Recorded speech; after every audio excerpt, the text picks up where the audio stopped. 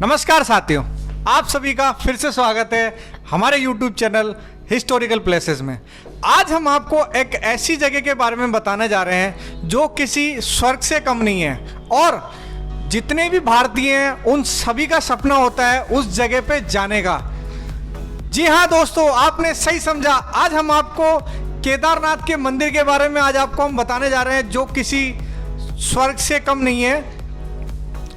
यह मंदिर उत्तराखंड का ये सबसे विशाल शिव मंदिर है जो कटवा पत्थरों के विशाल शिलाखंडों को जोड़कर बनाया गया है। ये शिलाखंड भूरे रंग के हैं। मंदिर लगभग 6 फीट ऊंचे चबूतरे पर बना हुआ है और इसका गर्भगृह अपेक्षाकृत प्राचीन है, जिसे 80 शताब्दी के लगभग माना जाता है। मंदिर के गर्भगृह में अर्धा के पास चारों कोनों पर 4 श्रड पाषाण स्तंभ है, जहां से होकर प्रदक्षिणा होती है। अर्धा जो चौकोर है, अंदर से पोली है और अपेक्षाकृत नवीन रूप से बनी हुई है। सभा मंडप विशाल और पूरा भव्य है। उसकी छत 4 विशाल पाषाण स्तंभों पर टिकी हुई है। विशालकाय छत एक ही पत्थर की बनी हुई है और गवाक्षों में 8 पुरुष प्रमाण मूर्तियां हैं जो अत्यंत कलात्मक है। और जिन भी भाइयों ने हमारा चैनल लाइक सब्सक्राइब नहीं किया है वो जल्द से जल्द कर दें, क्योंकि हम आपको ऐसी ही बहुत अच्छी इंटरेस्टिंग वीडियोस हम आपके लिए बनाने जा रहे हैं। अब आप आपको इस मंदिर के बारे में बताते हैं कि इस मंदिर की संरचना कैसी हुई, कितनी हाइट पे ये मंदिर बना हुआ है। 85 फीट ऊंचा, 187 फुट लंबा और 80 फीट चौड़ा है ये केदारनाथ का मंदिर। इसकी दीवारें 12 फुट मोटी है और बेहद मजबूत पत्थरों से बनाई गई है। मंदिर को 6 फीट ऊंचे चबूतरे पर खड़ा किया गया है और यह आश्चर्य है कि इतने भारी पत्थरों को इतनी ऊंचाई पर लाकर तराशकर कैसे इस पत्थरों को मंदिर की शक्ल दी गई होगी। खासकर यह विशालकाय छत कैसे खंभों पर रखी गई होगी।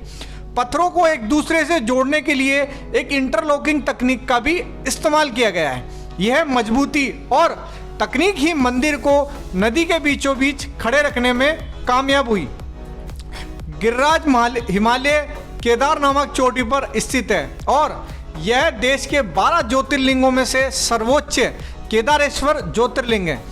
केदारनाथ धाम और मंदिर 3 तरफ की पहाड़ियों से घिरा हुआ है। जो एक तरफ है करीब 22,000 फुट ऊंचा केदारनाथ, दूसरी तरफ है 21,600 फुट ऊंचा खर्च कुंड और तीसरी तरफ है 22,700 फुट ऊंचा भरत कुंड।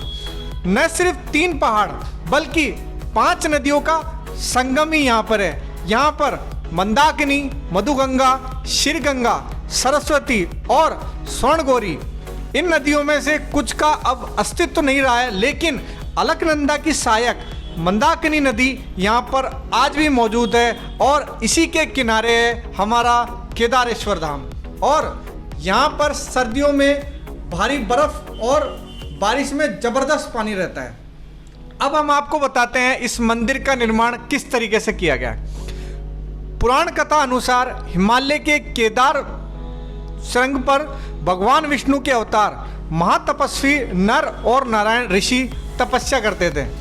उनकी आराधना से प्रसन्न होकर भगवान शंकर प्रकट हुए और उनके प्रार्थना अनुसार ज्योतिर्लिंग के रूप में सदावास करने का वर प्रदान किया गया। यह स्थल केदारनाथ पर्वतराज हिमालय के केदार नामक श्रृंग पर अवस्थित है। यह मंदिर मौजूदा मंदिर के पीछे सर्वप्रथम पांडवों ने बनवाया था, लेकिन वक्त के थपोड़ों की मार के चलते हुए यह मंदिर लुप्त हो गया था। बाद में 8वीं शताब्दी में आदि शंकराचार्य ने एक नए मंदिर का निर्माण कराया जो 400 वर्ष तक बर्फ में दबा रहा। राहुल शांतकर्णी के अनुसार यह मंदिर 12वीं-13वीं शताब्दी का है। इतिहासकार डॉक्टर शिव प्रसाद डबराल मानते हैं कि शैव लोग आदि शंकराचार्य से पहले ही केदारनाथ जाते रहते थे, तब भी यह मंदिर मौजूद था। और ऐसा भी माना जाता है कि 1000 वर्षों से केदारनाथ पर तीर्थ यात्रा जारी है।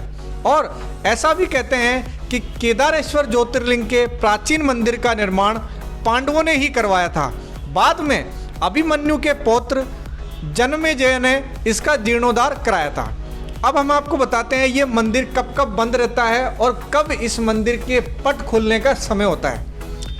दीपावली महापर्व के दूसरे दिन, पड़वा के दिन, शीत ऋतु में मंदिर के द्वार बंद कर दिए जाते हैं और 6 माह तक दीपक जलता रहता है। पुरोहित ससम्मान पट बंद कर भगवान के विग्रह एवं दंडी को 6 माह तक पहाड़ के नीचे उखी मठ में ले जाते हैं। 6 माह बाद मई महीने के अंदर केदारनाथ के पट खुलते हैं और तभी से चालू होती है केदारनाथ, उत्तराखंड के केदारनाथ की यात्रा। 6 माह मंदिर और उसके आसपास कोई भी नहीं रहता है, लेकिन आश्चर्य की बात यह है कि जो दीपक वो जला के जाया जाता है वो 6 माह तक पूर्ण रूप से जलता है और निरंतर पूजा भी होती रहती है। कपाट खुलने के बाद भी आज भी ये आश्चर्य का विषय है कि जैसी सफाई महंत वहाँ पंडित जो छोड़ के जाते हैं वैसी ही साफ सफाई वहाँ पे मिलती है, जैसी साफ सफाई वो 6 महीने पहले छोड़ कर गए थे। अब हम आपको बताते हैं कि केदारनाथ मंदिर की यात्रा पांडवों से जुड़ी हुई है। पौराणिक कथाओं के अनुसार द्वापर युग में पांडवों ने महाभारत का युद्ध जीत लिया था। उसके बाद वे आत्मग्लानि से भर गए थे क्योंकि वे अपने भाइयों रिश्तेदारों के वध से काफ़ी दुखी हो गए थे। वे इस पाप से मुक्त होना चाहते थे। तब वे भगवान शिव के दर्शनों के लिए काशी पहुँचे। भगवान शिव को जब पता चला तो वे नाराज होकर केदारनाथ आ गए थे। पांडव भी महादेव के पीछे पीछे केदारनाथ तक चले आए। तब भगवान शिव बैल का रूप धारण कर लिए और पशुओं के झुंड में शामिल हो गए। तब भीम ने अपना विशाल रूप धारण किया और 2 पहाड़ों पर अपने पैर फैला दिए। सभी पशु उनके पैर के नीचे से चले गए, लेकिन महादेव नहीं गए। वे अंतर्ध्यान होने लगे। तभी भीम ने उनकी पीठ पकड़ ली थी और पांडवों के दर्शन की चाह देखकर शिवजी भी प्रसन्न हुए और उनको दर्शन दिए। तब पांडव उस पाप से मुक्त हो गए। उसके बाद पांडवों ने वहाँ पर मंदिर का निर्माण कराया। उस केदारनाथ मंदिर में आज भी बैल की पीठ की आकृति पिंड के रूप में पूजा जाता है। अब हम आपको एक ऐसी और एक कहानी के बारे में आपको बताते हैं। जब केदारनाथ मंदिर पे बाढ़ आ गई थी और मंदिर पूरा डूब चुका था, उसके बाद एक चमत्कारिक शक्ति पहाड़ के रूप में उस मंदिर के पीछे आई। वो चट्टान की तरह वो एक बड़ा सा पत्थर है, वहाँ वो अटक गया, जिससे जो बाढ़ का जो पानी था उसका जो बहाव था वो उस मंदिर के दोनों तरफ से उसका कटाव होने लगा और उस जो चट्टान जहाँ पे आके रुकी थी उस चट्टान की वजह से उस मंदिर को उस बाढ़ में बहने के लिए बचाया जा सका। इसलिए आप कभी अगर जाइएगा तो वहाँ पे देखिएगा उस केदारनाथ मंदिर के पीछे एक बहुत बड़ी चट्टान है। अब हम आपको बताते हैं केदारनाथ मंदिर में किस तरीके से जाया जा सकता है।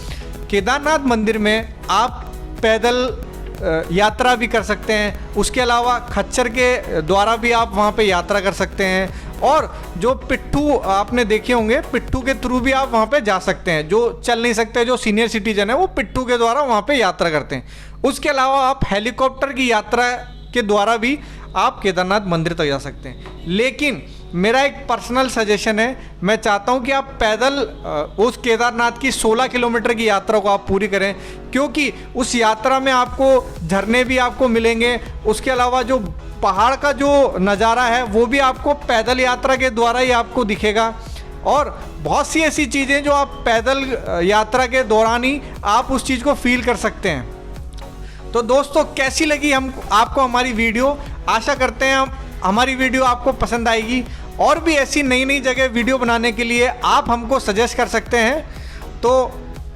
धन्यवाद साथियों, नमस्कार।